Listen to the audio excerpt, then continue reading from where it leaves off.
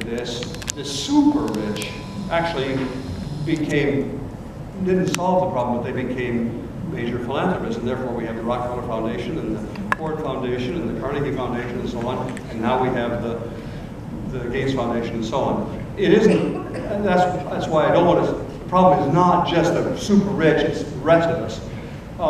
But economically, how can we appeal to sound business? And the answer to that is, I think, there is really good data in support of the claim that I made quickly about the cost to all of us of ignoring the talent over on that side of town.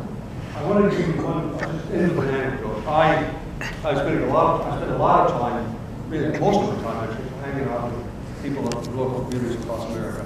We happen to live in New Hampshire. I spent a lot of time with the Relevant Reform Group in New Hampshire, which has it's a pretty successful group because it brings together the leading industrialists and leading bankers and the leading trade union people and hospitals and political figures and so on, including the best politicians, the most powerful politicians in New Hampshire.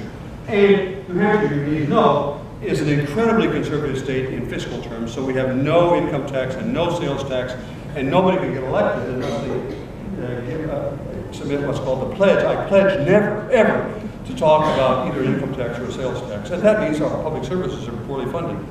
I was at a meeting, including both the leading political figures of the Democratic Party and Republican Party, and the largest employer in New Hampshire, who happens to be from New Hampshire. His family has been there, this is a family firm, they've been there for 4 generations, he said.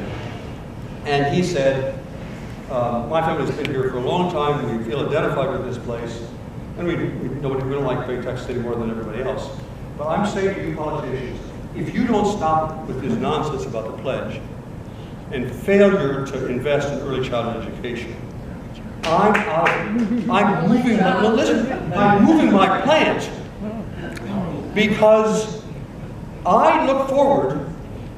I'm not looking forward to the next quarterly dividend. I'm looking forward to what my business is going to be like 15 years from now, and I can see that the real constraint on my growth here is not taxes, it's do I have enough talented workers?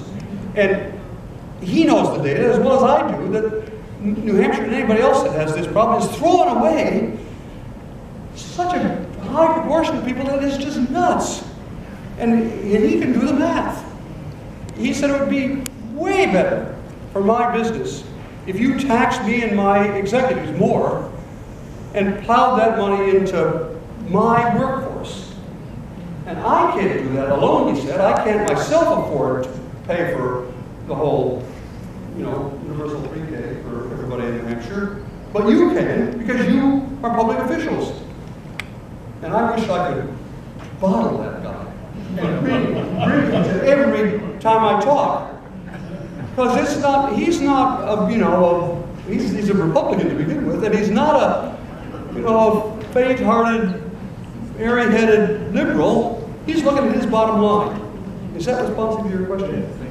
Thank you all very much.